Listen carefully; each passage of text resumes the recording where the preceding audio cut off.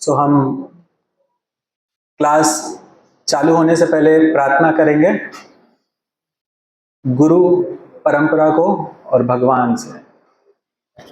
ओम अज्ञानतिमिरान्धस्य ज्ञानाञ्जनशलाकया चक्षुर्मिलितं येन तस्मै श्रीगुरवे नमः। श्रीचैतन्यमनोभीष्टं स्थापितं येन भूतले स्वयं रूप कदा मह्यं ददाति स्वपदान्तिकं। वन्देऽहं श्रीगुरुं श्रीयुतापदकमलं श्रीगुरुं वैष्णवां च श्रीरूपं साग्रजातं सगणा रघुनाथान्वितं तं सजीवं साद्वैतं सावधूतं परिजना सहितं कृष्ण चैतन्य देवं श्रीराधा कृष्ण पादां सहगणा ललिता श्री विशाखान्वितं च नमो विष्णुपादाय कृष्ण पृष्ठाय भूतले श्रीमते भक्ति वेदांत स्वामीति नामिने। नमस्ते सरस्वती देवे गौरवाणी चारिणे निर्विशेषव शून्यवादी पाश्चात्य देशत्रायिणे।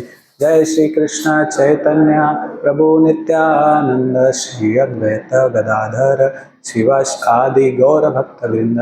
हरे कृष्णा कृष्णा कृष्णा हरे हरे, हरे राम राम राम हरे हरे।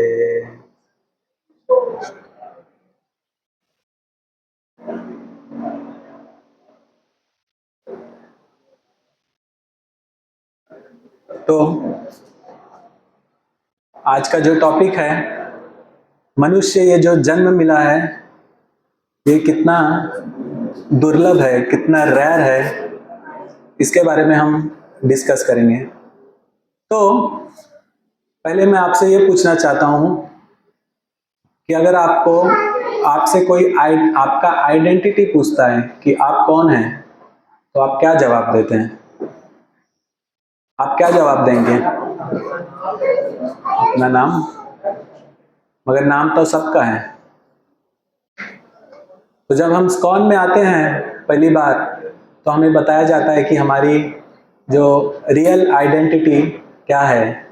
हम ये शरीर नहीं है, हम क्या है? आत्मा। We are not this body, we are soul. और फिर इसमें जैसे एक स्त्री रहती है, वो अपने हस्बैंड के साथ रहती है और पूरे जीवन भर वो स्त्री जो है अपने हस्बैंड का, वो बोलती है कि ये मेरा हस्बैंड है, मेरे हस्बैंड का शरीर ये है, ये मेरा हस्बैंड है, मेरा हस्बैंड ऐसा दिखता है, वो ऐसा कपड़ा पहनता है। और वही हस्बैंड जब उसकी मृत्यु हो जाती है, हस्बैंड तो उसके सामने पड़ा रहता है, मगर तब वो उसे अपना हस्बैंड कहने से इनकार कर देती है। बोलती है ये मेरा हस्बैंड नहीं है, मेरा हस्बैंड तो कब का चला गया। तो गया कौन? स्त्री जो है पूरे जीवन भर इस शरीर को अपना हस्बैंड मानती थी, और जब उस शरीर में से एक आत्मा, जो जीव आत्मा है, निकल के दूसरे शरीर के लिए प्रस्थान कर गई, तो वह स्त्री क्या बोलती है? ये मेरा हस्बैंड नहीं है, मेरा हस्बैंड तो कब का चला गया, अब इसे आप लोग ले जाइए। तो जब तक इस शरीर में जीव आत्मा है, सोल है, तब तक ही इस शरीर का वैल्यू है, नहीं तो इस शरीर का कोई भी वैल्यू नहीं है। तो पहले हमें समझना पड़ेगा, we are not this body, we are soul. So इसी तरह we are soul, and in this same way, उसी प्रकार से हम भगवान के पार्ट एंड पार्सल हैं। हम भगवान के पार्ट एंड पार्सल हैं। कि जैसे बताया जाता है, जब कोई एक जीव आत्मा इस भौतिक संसार में आता है भगवान से सेपरेट होकर, जब वो सेपरेट होकर भगवान से इस भौतिक संसार में आता है, तो उसे एक कपड़ा दिया जाता है। और वो कपड़ा क्या होता है? ये शरीर। जिस तरह जब कोई इस भौतिक संसार में प्रिजन हाउस रहते हैं, जहां कैदियों को रखा जाता है। तो जब किसी व्यक्ति को उस प्रिजन हाउस में लेके आया जाता है, उस जेल में लेके आया जाता है, तो उसको पहला चीज क्या दिया जाता है? यूनिफॉर्म। उसको पहला चीज यूनिफॉर्म दिया जाता है। सो यूनिफॉर्म दिया जाता है, तब वो समझ पाता है कि ये कैदी है। कहां का? ये इस जेल का कैदी है। इसी तरह हमें भी, जब हम भगवान से सेपरेट होकर अपनी काम वासना को लेकर इस भौतिक संसार में आए हैं, जब एक जीव आत्मा आती है तो उसे एक यूनिफॉर्म दे दिया जाता है। और वो यूनिफॉर्म क्या है? This body. ये शरीर एक यूनिफॉर्म है, और ये जो यूनिफॉर्म है बताती है कि ये कारण है आपका इस भौतिक संसार में फंसे रहने का। जैसे जेल में कोई अपराधी रहता है, जब वो उसको हम यूनिफॉर्म में देखते हैं तो हम क्या सोचते हैं? ये यूनिफॉर्म में है, इसका मतलब इस जेल का अपराध, इस जेल में रहने वाला है, ये अपराधी इस जेल का है। सो इसी तरह हम इस भौतिक संसार में हमें ये यूनिफॉर्म मिला है कि ये जो जीव आत्मा है ये इस संसार में फंस गया है। तो हमें समझना पड़ेगा, जैसे हमने बताया कि पहले हमें समझना पड़ेगा we are not this body, we are the soul. तो और we are the part and parcel of Krishna. हम भगवान के पार्ट एंड पार्सल हैं। और जिस तरह भगवान के अंदर जो क्वालिटीज है, वही क्वालिटीज हमारे अंदर भी है। आप लोगों ने कभी सोचा है भगवान के अंदर जो क्वालिटीज है वही क्वालिटीज हमारे में भी है? जिस तरह समुंदर है और समुद्र की बूंद है, तो समुद्र का जो पानी है उसका जो क्वालिटी है, क्या वही क्वालिटी उस समुद्र के बूंद में भी रहेगी? यस और नो? यस। क्या आम के जूस का बूंद हम लेंगे तो क्या वो क्वालिटी समुद्र के पानी की रहेगी? नो। सो इसी तरह हमारे अंदर भी वो क्वालिटीज हैं जो भगवान श्री कृष्ण के अंदर हैं। जब हम देखते हैं कुछ सुंदर वस्तु, किसी सुंदर वस्तु को देखने पे हमें क्या लगता है कि ये बहुत ही ब्यूटीफुल है, बहुत ही सुंदर है। मगर आपको पता है यह सुंदरता कहां से आ रही है? ये सुंदरता भगवान कृष्ण से आ रही है। क्यों? भगवान का नाम है श्याम सुंदर, वही सबसे सुंदर है। वो श्याम है। श्याम का मतलब क्या होता है? ब्लैकिश, सांवला। मगर सांवले हैं और फिर भी सुंदर है। तो आप देखेंगे लोग फेयर लवली लगाते हैं सुंदर होने के लिए, क्योंकि लोग सांवले रहते हैं। मगर भगवान सांवले हैं फिर भी सुंदर है। तो ये जो सुंदरता है, प्रकृति की सुंदरता, हम देखते हैं कि प्रकृति बहुत सुंदर है। देखते हैं पेड़ पौधे, किस किस को नेचर बहुत सुंदर लगता है? सबको। देखो, मगर नेचर की ये सुंदरता कहां से आई है? श्रीमद् भागवतम के सेकंड कैंटो में जब आप पढ़ेंगे तो उसमें बताया है कि ये जो नेचर है, भगवान के विराट स्वरूप का दर्शन बताया गया है। ये जो पेड़ पौधे हैं भगवान के रोए हैं, और ये जो पहाड़ है भगवान के बोन्स हैं। सो इसी में बताया गया है कि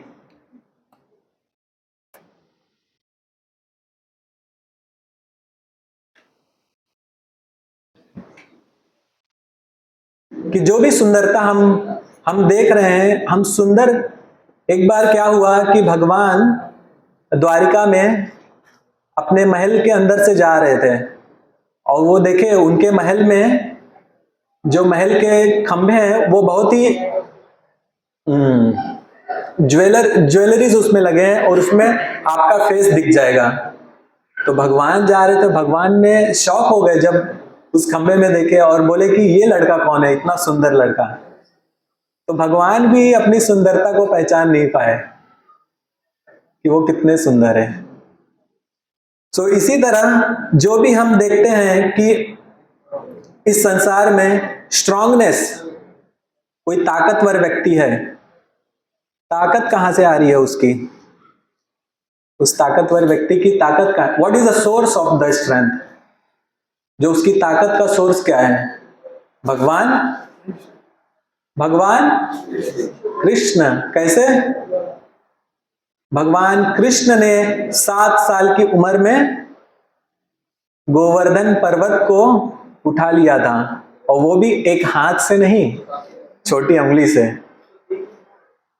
छोटी उंगली से गोवर्धन का पर्वत उठा लिया था। अगर हमें ये हाथ भी 1 घंटे तक ऐसे करने के लिए बोल दिए ना, तो ये हाथ में भी जाम हो जाएगा। खाली हाथ और उसको लेके कुछ नहीं, तो ये हाथ भी जाम हो जाएगा, जो बोन्स है सब जाम हो जाएगा। तो भगवान से ही जो हम देखते हैं, ये जो ताकतवर लोग हैं, तो भगवान से ही ताकत आ रही है। हम देखते हैं लोग बहुत दयालु होते हैं, तो ये दयालु स्वभाव कहां से आ रहे हैं? बोलिए, कहां से आ रहे हैं? भगवान श्री कृष्ण से। ईमानदारी, हम देखते हैं लोग ईमानदार हैं, तो ईमानदारी कहां से आ रही है? भगवान श्री कृष्ण से। देखते हैं बहुत ही ज्ञानी व्यक्ति है, तो ये ज्ञान कहां से आ रहा है? भगवान श्री कृष्ण। हम देखते हैं कभी कभी लोग चोर भी हैं, ये चोरी करने का प्रोपेंसिटी कहां से आ रहा है? भगवान कृष्ण की माया। भगवान कृष्ण की माया। चोरी करने का प्रोपेंसिटी भी भगवान से आ रहा है। मगर डिफरेंस ये है कि जब भगवान चोरी करते हैं तो हम उनकी पूजा करते हैं, और जब हम चोरी करते हैं तो हमें जेल में जाना पड़ता है। तो हम समझ सकते हैं कि हर एक चीज, जो भौतिक संसार में आप देख रहे हैं, सब भगवान से आ रही हैं। हम देख सकते हैं कि जो स्वतंत्र है आज के समय, मैं पूछूंगा आप लोग स्वतंत्र हैं? यस और नो? क्यों स्वतंत्र है ना? अगर आपके ऊपर कुछ ये नहीं है बर्डन कि आप यही ड्रेस कोड पहन के आइए, तो लोग पूछते हैं भगवान स्वतंत्र है, भगवान स्वराट है, 100% स्वराट। कृष्णा इज 100% स्वराट, 100% इंडिपेंडेंट। और उनका जो इंडिपेंडेंट है, लोग पूछते हैं भगवान वृंदावन में ही क्यों, मथुरा में ही क्यों पैदा हुए, दूसरे पाश्चात्य देश में क्यों नहीं पैदा हुए? उनकी मर्जी। Is independent. भगवान इंडिपेंडेंट है, और वही जो इंडिपेंडेंट है वही गुण हमारे अंदर है। क्यों? क्योंकि we are part and parcel of Krishna. भगवान कृष्ण के हम पार्ट एंड पार्सल हैं। तो आप देखेंगे जब हमारे यहां मंदिर में जब अभिषेक होता है भगवान का, जन्माष्टमी में अभिषेक देखने कितने लोग आते हैं? बहुत लोग आते हैं, पूरा मंदिर भरा रहता है, चलने की जगह नहीं रहती है।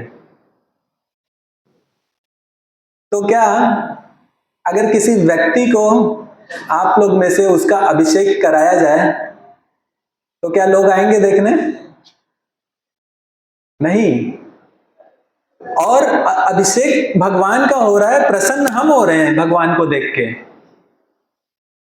क्यों? जब भगवान प्रसन्न होते हैं तब हम भी प्रसन्न होते हैं। क्यों? हम भगवान के पार्ट एंड पार्सल हैं। Krishna is 100% independent and we are just tiny amount of percent. कुछ क्षण भर का इंडिपेंडेंट है हमारे में, कुछ क्षण भर का। Krishna is 100% strong and we are we have some tiny percent of strongness. भगवान 100% ईमानदार हैं, हम थोड़े से हैं। तो जो जो भगवान के अंदर गुण है वह गुण हमारे अंदर भी है। और लेकिन ये जो इंडिपेंडेंट का गुण है, भगवान इंडिपेंडेंस क्यों दिए हैं? क्यों? क्योंकि लोग खुद से भगवान को आके खुश करें, भगवान को आके सेवा करें तो भगवान प्रसन्न होंगे। भगवान नहीं चाहते हैं कि आपको किसी चीज में बांध के रखा जाए और तब आप आए। भगवान को ये नहीं चाहिए कि उनको फोर्सफुली यू लव कृष्णा, भगवान को आप फोर्सफुली भगवान की सेवा करें, भगवान को ये नहीं चाहिए। Krishna wants 100% surrender to his devotee. Krishna don't want 99.99%। Krishna don't want. क्या एक व्यक्ति है, उसकी जो वाइफ है वो अपने पति के ऊपर 99.99% सरेंडर है, मगर जो 0.1% सरेंडर है वो बाजू वाली के साथ है। तो क्या उसका हस्बैंड एक्सेप्ट करेगा? नहीं, वो क्या बोलेगा? I want 100%। So in this same way Krishna is also want 100% surrender. भगवान भी 100% सरेंडर चाहिए, मांगना चाहते हैं। किससे? अपने भक्तों से। और वो जो सरेंडर है वो खुद से, जब भक्त सरेंडर करेगा भगवान को तब भगवान प्रसन्न होंगे। इसीलिए भगवान ने इंडिपेंडेंस दे के रखा है भक्तों को। और फिर जैसे इस भौतिक संसार में लोग खुशी के पीछे भागते रहते हैं कि मुझे 10,000 की नौकरी मिल जाएगी, then I will become happy. मुझे 20,000 की नौकरी मिल जाएगी, then I will become happy. But जैसे ही 20,000 की नौकरी मिल जाती है वैसे ही हम 30,000 की नौकरी और 40,000 की नौकरी के पीछे भागने लगते हैं। तो इसका मतलब 40,000 पे भी खुशी नहीं है, और जब 40,000 पे पहुंच जाएंगे तो हम 50,000 की नौकरी के पीछे भागने लगते हैं। तो इसका मतलब यह है खुशी तो वो चीज में है ही नहीं। तो भगवान भगवत गीता में बताते हैं, इस भौतिक संसार का वर्णन करते हुए कहते हैं कि दिस मटेरियल वर्ल्ड इज दुखालयम अशाश्वतम। दुखों का आलय है। जिस प्रकार पुस्तकालय में आप जाएंगे तो वहां क्या मिलेगी? क्या मिलेगी? पुस्तक। जिस प्रकार आप भोजनालय में जाएंगे तो आपको क्या मिलेगा? भोजन। इसी तरह भगवान ने इस भौतिक संसार को डिफाइन किया है और बताया है कि दुखालयम अशाश्वतम, कि यह भौतिक संसार दुखों का आलय है। यहां क्या मिल सकता है? ओनली दुख। जिसमें एक धोबी रहता है, उसके पास एक गधा रहता है, और वो धोबी उस गधे को लेकर हमेशा नदी के किनारे जाता था। धोबी गधे के ऊपर से कपड़ा निकालता था, कपड़ा धोता था, और फिर वो जो कपड़ा धो के फिर से गधे के ऊपर डाल देता था, और एवरी डे ऐसे करता था, और गधे को संडे को छुट्टी दे देता था। तो गधा तो ये सब करने के बाद हर रोज जो धोबी रहता है वो गधे को थोड़ा सा घास देता है, वो भी ग्रीन घास नहीं, येलो पीली पीली घास देता है, और गधा खाकर खुश रहता है। और जब गधे को संडे को छुट्टी रहती है तो एक गधा दूसरे गधे से मिलने जाता है, और जब दूसरे गधे से मिलने जाता है तो गधा और गधा क्या डिस्कस कर सकते हैं? जो एक गधा है फिर दूसरे गधे से डिस्कस करता है, आपको पता है? जो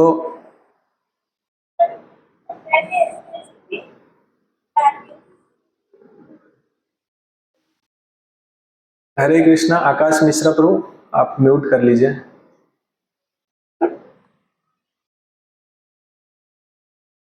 तो जो गधा है संडे को मिलने जाता है दूसरे गधे से, और जब मिलता है तो वो डिस्कस करता है और वो बोलता है दूसरे गधे को, आपको पता है मेरा जो मास्टर है, मुझे जो पालने वाला है, आने वाले समय में अभी एक गांव का उसके पास क्या है? कॉन्ट्रैक्ट। आने वाले समय में उसके पास 10 गांव के कॉन्ट्रैक्ट रहेंगे और वो मेरे जैसे 10 गधे और लेके आएगा। तो मैं क्या बन जाऊंगा पता है? वो गधों का लीडर। तो गधा, दूसरा गधा जो रहता है वो बोलता है, किस लिए धोबी के पास काम करना है? तो बोला कि मुझे घास देता है, मेरा पालन करता है। तो दूसरा गधा बोलता है, घास तो जंगल में भी मिल जाएगी। तो मगर वो उसकी बात नहीं मानता और वो आ जाता है और फिर से अपना जो जीवन शैली है वो फिर से चालू कर देता है। फिर से मंडे टू संडे धोबी के साथ जाता है, उस नदी के किनारे उसके कपड़े निकालता है, धोबी कपड़े धोता है और फिर गधे के ऊपर कपड़े लाद देता है और फिर गधा गधे को थोड़ा सा घास देता है। तो ऐसे ही जीवन चलता रहता है। महीना हो जाता है, 6 महीना हो जाता है, 1 साल हो जाता है और वो वेट करता रहता है कि कब धोबी और गधे लाए और कब मैं ये गधों का लीडर बनूं। तो ऐसे बहुत साल, तो 1 साल बाद हो जाता है, फिर से 1 साल बाद उसे संडे को छुट्टी रहता है, तो फिर से वो वही गधे को मिलता है। वो बोला, वो उस गधे को बोलता है कि प्रमोशन हुआ आपका? तो बोला नहीं, अभी तो प्रमोशन नहीं हुआ है, मगर बहुत जल्दी प्रमोशन होने वाला है। मगर आपको पता है वो धोबी का एक और बिजनेस है, मेरा जो मास्टर है, मेरा जो बॉस है, उसका एक और बिजनेस है। उसका एक बिजनेस मदारी का बिजनेस है। मदारी जानते हैं आप लोग? जो बंदर को ये कराता है, बंदर के साथ खेलता है और एक रोप रहता है, रस्सी, उसके ऊपर से एक लड़की रहती है जो 2 डंडे बांध के चलती है। तो वो बोला कि ये जो बिजनेस है वो भी मेरे मास्टर का है, मेरे बॉस का है। तो वो बिजनेस में वो जो मेरा बॉस है वो क्या बोलता है पता है आपको? दूसरे गधे को बता रहे हैं कि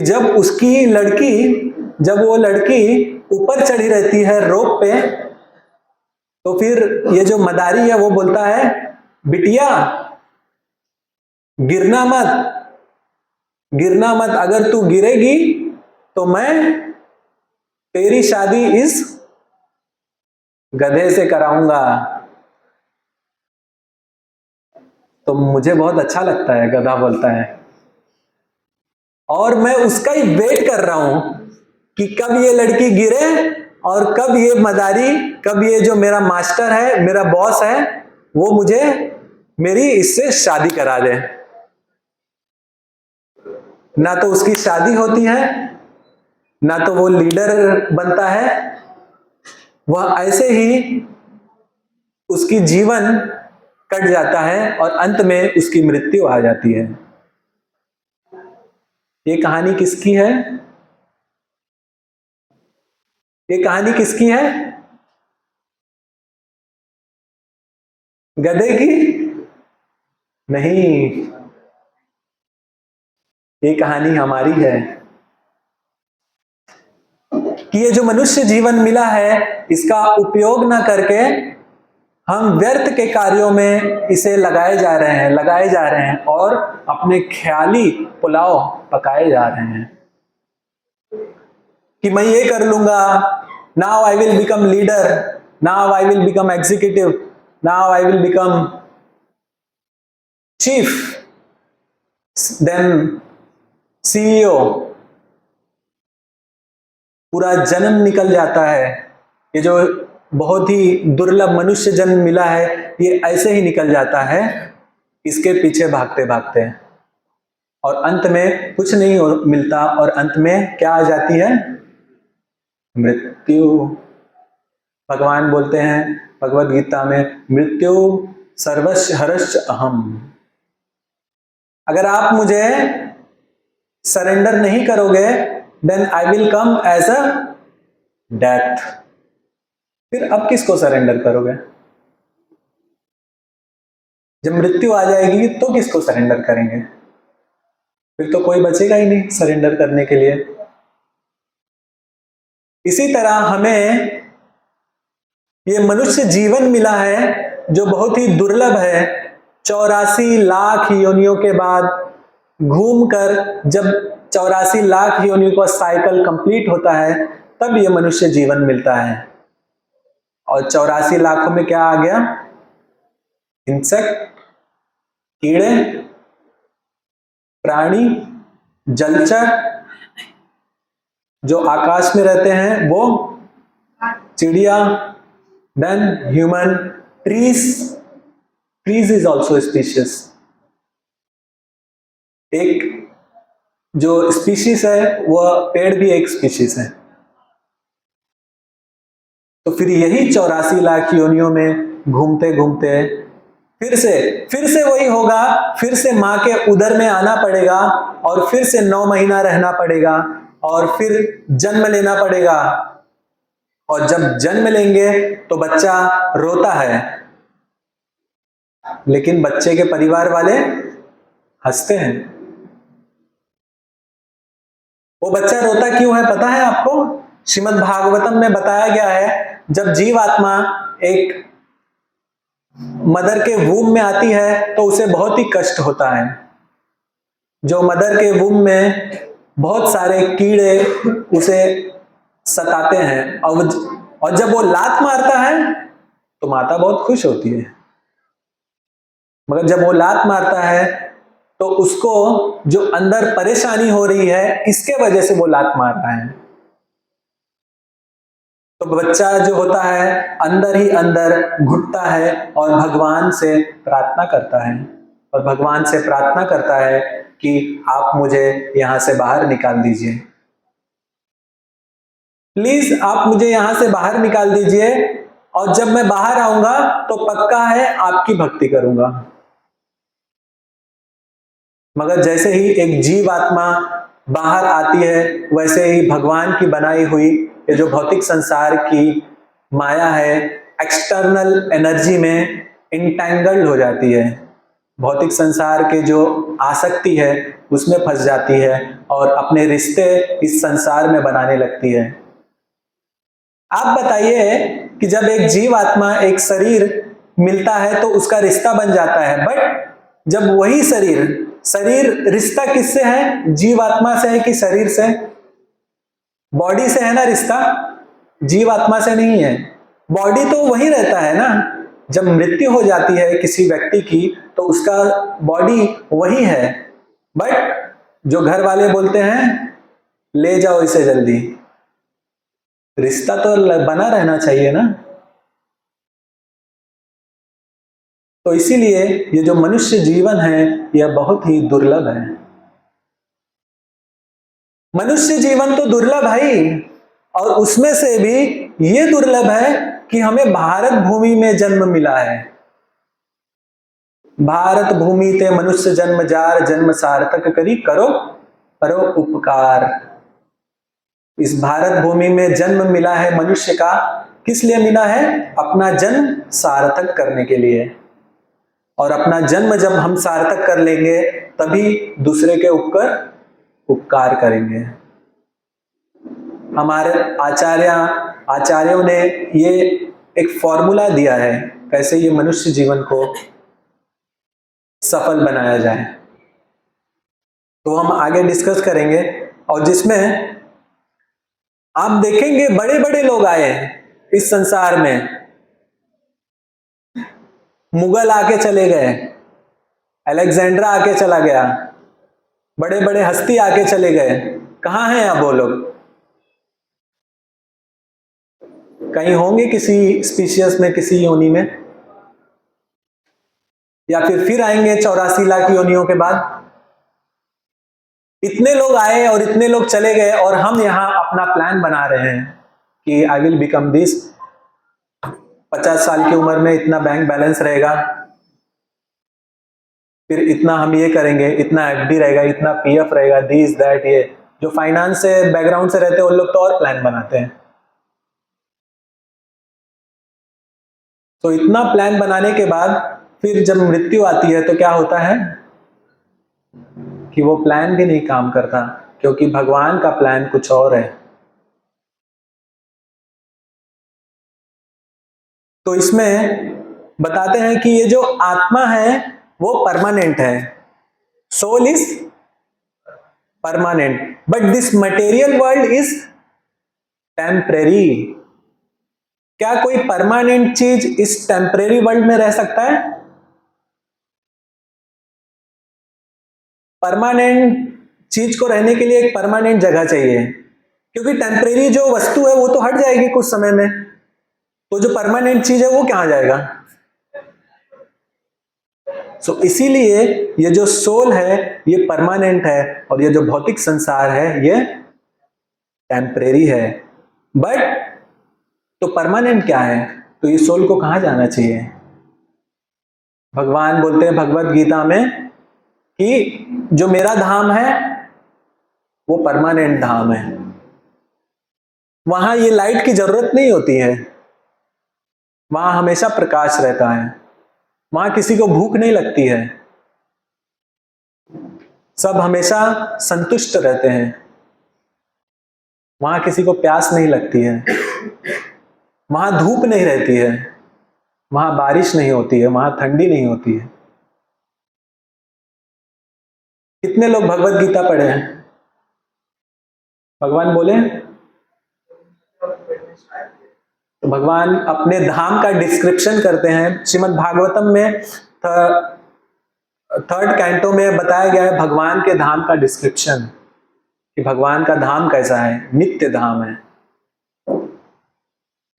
तो ये जो मनुष्य जीवन मिला है ये एक रास्ता है, this is the door to go out from this material world. ये भौतिक संसार से निकलने का यह एक दरवाजा है मनुष्य जीवन। मनुष्य जीवन को छोड़कर क्या और किसी प्राणी या फिर और कोई जीवात्मा, कीड़े मकोड़े, जो पशु हैं, पक्षी हैं, वो भगवान की भक्ति कर पाते हैं? So this is a chance to do the bhakti. यही चांस है जो भक्ति करने का है, और कोई भी स्पीशीज में भक्ति नहीं है। मैं आपसे एक क्वेश्चन करूंगा कि एक किडनी चाहिए, एक किडनी की जरूरत है, 2 किडनी चाहिए, एक किडनी का 40 लाख रुपया देंगे। हाथ उठाइए, कौन देने को रेडी है? समझ रहे हैं? आप देने को रेडी नहीं है, सो आपको खुद पता रहना चाहिए कि ये जो मनुष्य जीवन मिला है ये कितना इंपॉर्टेंट है। मैं अपना क्यों दूं किडनी, ये कितना इंपॉर्टेंट है मेरे लिए, कि हर एक बॉडी का पार्ट कितना इंपॉर्टेंट है हमारे लिए, मैं क्यों दूं किसी को? दैट मीन्स ये कितना इंपॉर्टेंट है।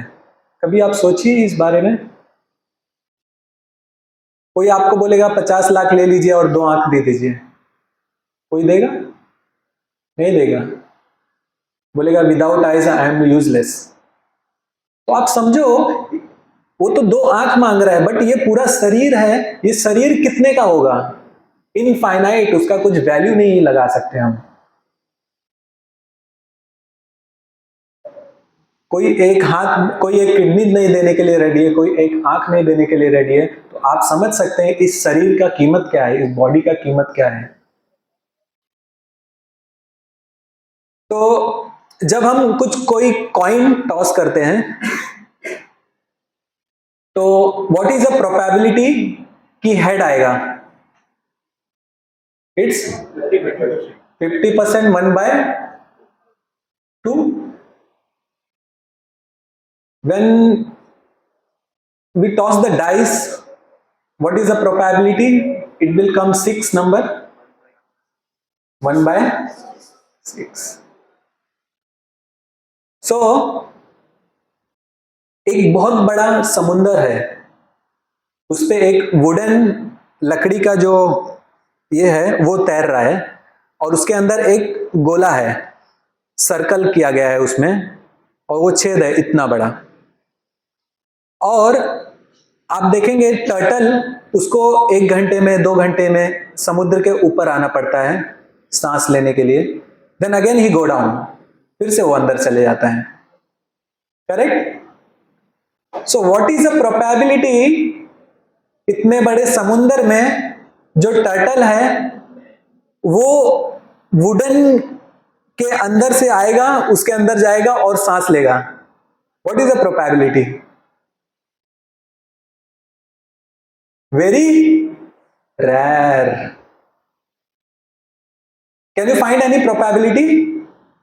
कोई प्रोबेबिलिटी आप लोग फाइंड कर पा रहे हैं कि वो जो वुडन की वो जो लकड़ी है उसके अंदर एक छेद है, वो टर्टल का क्या प्रोबेबिलिटी है इतने बड़े समुद्र में कि वो उसी लकड़ी के होल से आएगा सांस लेने के लिए? Any probability? Very very rare. So this human form of life, in the same way, this kind of rare probability। 84 lakh योनियों के बाद आता है human form of life. Can you imagine 14 lakhs of species?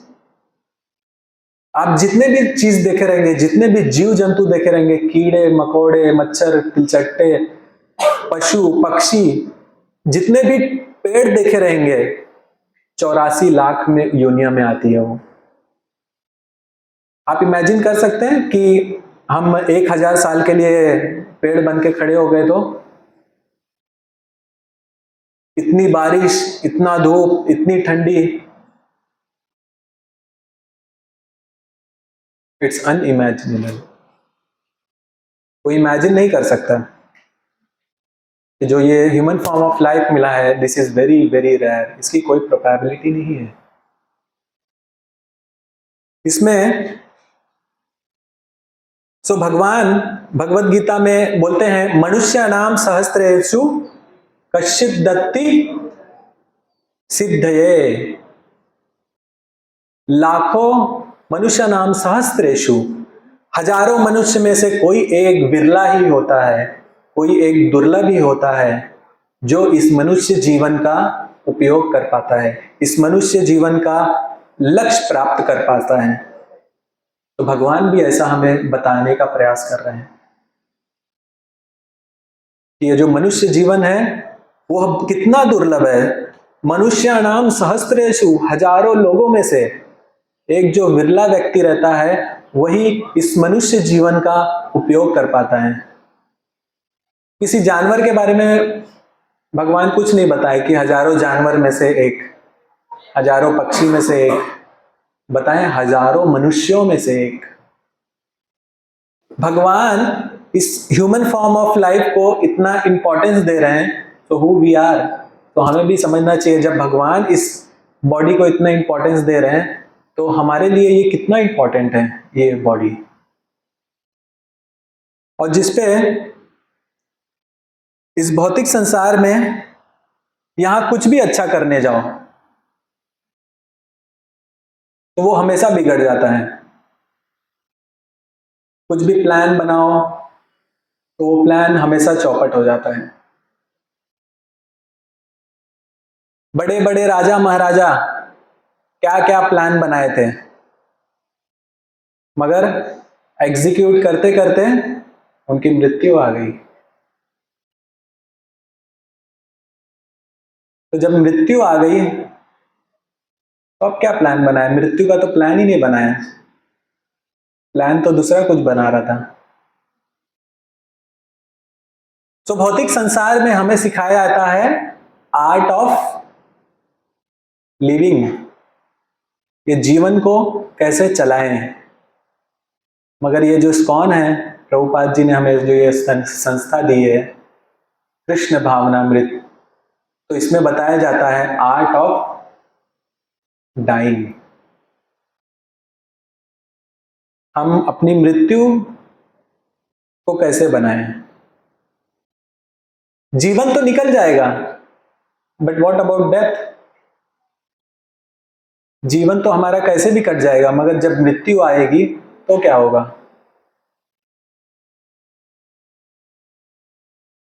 भगवान बोलते हैं अंतकाले चमामेव स्मरण मुक्ता कलेवरम यम प्रयाति समत भावम याति नास्ते न संशय। हे अर्जुन, अंतकाल में जो भी मेरा स्मरण करेगा वो मेरे परम धाम को, वो मेरे लोक को आ जाएगा। मगर अंतकाल में हम क्या स्मरण करते हैं, वही स्मरण कर पाते हैं जो पूरे जीवन भर हमने किया है। अगर हम पूरे जीवन भर भगवान की भक्ति करेंगे, भगवान की भक्ति किए रहेंगे, तो अंतकाल में वही याद आएगा। नहीं तो it's a very difficult to remember Krishna in end of the life. जीवन के अंत में भगवान को याद करना बहुत ही दुर्लभ है। और जिसने भगवान को याद कर लिया, प्रभुपाद बोलते हैं his life is successful when he will think about Krishna in end of the life.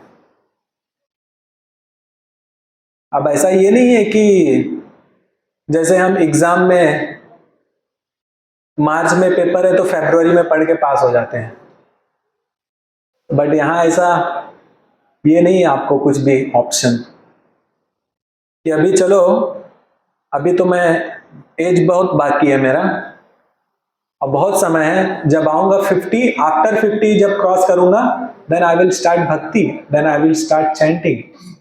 But उस समय ना तो भक्ति होती है ना तो चैंटिंग होती है। उस समय आदमी जो रहता है वह अपने बच्चों के बारे में सोचने लगता है, अपने पोतों के बारे में सोचने लगता है कि इनको कैसे, इनका पालन होगा, कैसे मैं इनकी टेक केयर करूंगा। वो सोचता है कि मैं ही मेंटेनर हूं, मैं ही कंट्रोलर हूं इनका, और मैं ही करता धरता हूं। वो भगवान के ऊपर शरणागत नहीं होता, इसीलिए अंत काल में यही सोचता रहता है उनके बारे में। एक बहुत अच्छी कथा आती है मत्स्य पुराण में। एक बार नारद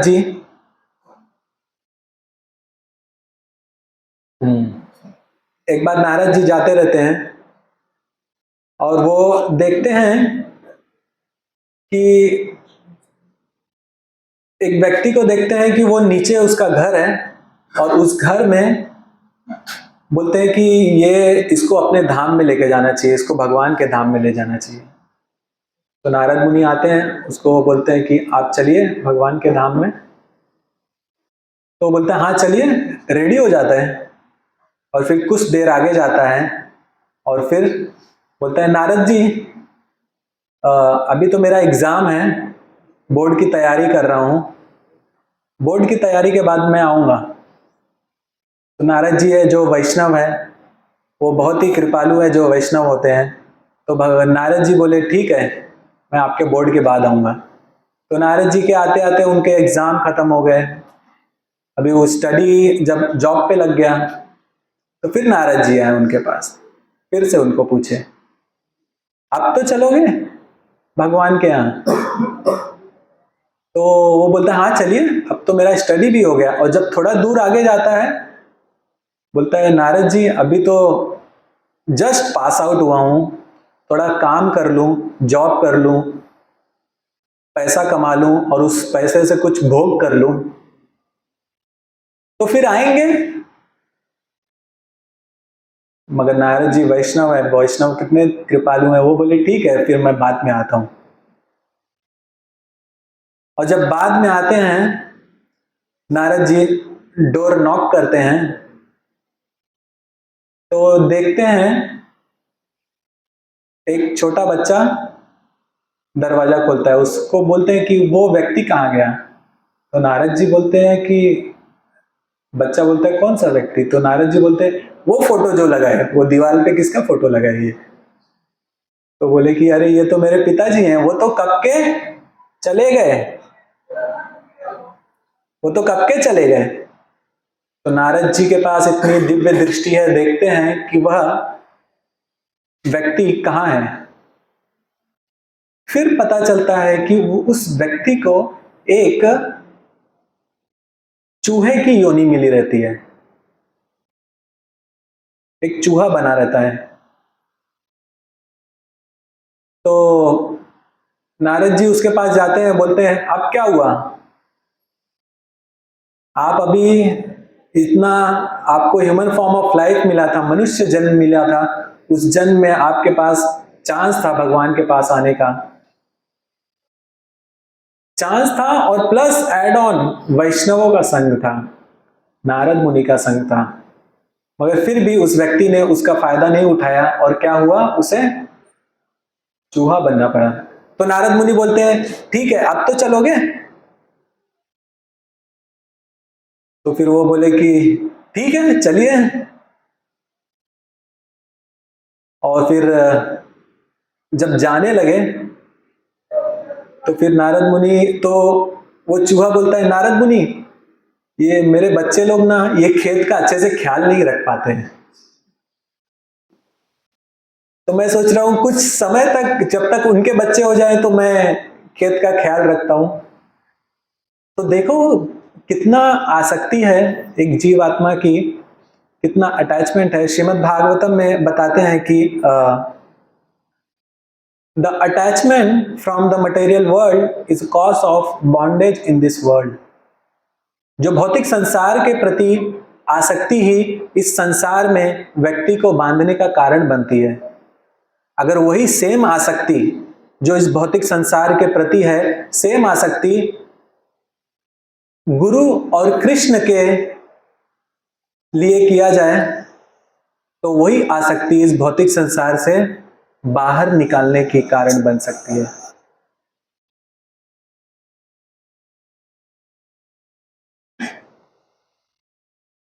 और जिसमें एक भजन आता है जिसमें बताया गया है, हरि हरि बिपले जन्म गोआइनु, मनुष्य जन्म पाइया, राधा कृष्णा नाही भजिया, जानिया सुनिया विष खाइनु। हरि हरि, हरि का अगर भजन नहीं किया, ये जो मनुष्य जन्म मिला है, हरि हरि बिफले जन्म गोआइनु, मनुष्य जन्म पाइया, मनुष्य जन्म मिला है, राधा कृष्णा नहीं भजिया, राधा कृष्ण का अगर भजन नहीं किए, जानिया सुनिया विष खाइनु, जानबूझकर आप you are drinking the poison, आप पॉइजन पी रहे हैं जानबूझ के। अगर इस मनुष्य जीवन का उपयोग भगवान की भक्ति करने में नहीं लगाया, राधा कृष्णा की भक्ति करने में नहीं लगाया, तो हम जानबूझकर पॉइजन पी रहे हैं। सो इसीलिए श्री चैतन्य महाप्रभु ने भी बताया है, हरे नाम हरे नाम हरे नाम केवलम कलव नास्ते एवं नास्ते एवं नास्ते गतिरन्यथा। बताएं हरि का ही नाम है, हरि का ही नाम है, हरि का ही नाम है, कलव नास्ते, कलयुग में हरि का ही नाम है, हरि का। 3 बार क्यों बताए पता है? क्योंकि हम जैसे मंद हैं, हमारी जो बुद्धि है मंद है, जब 3 बार बताते हैं तब हमें समझ में आता है। कभी किसी को एक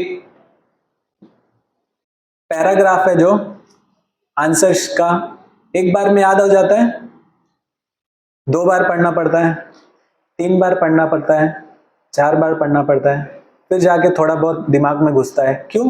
बिकॉज हम कलयुग के जीव हैं जो बहुत ही मंद हैं। इसीलिए भगवान को भी पता है, चैतन्य महाप्रभु को भी पता है, इसीलिए उन्होंने 3 बार बोला हरे रे नाम हरे रे नाम हरे रे नाम एक कलव नास्ते एवं नास्ते एवं नास्ते गतिरन्यथा। कलयुग में और कुछ नहीं है, इसके अलावा और कुछ नहीं है, और कुछ नहीं है इसके अलावा। हरे कृष्णा कृष्णा कृष्णा हरे हरे, हरे Ram Ram Ram Hare Hare. We'll stop here. Any questions?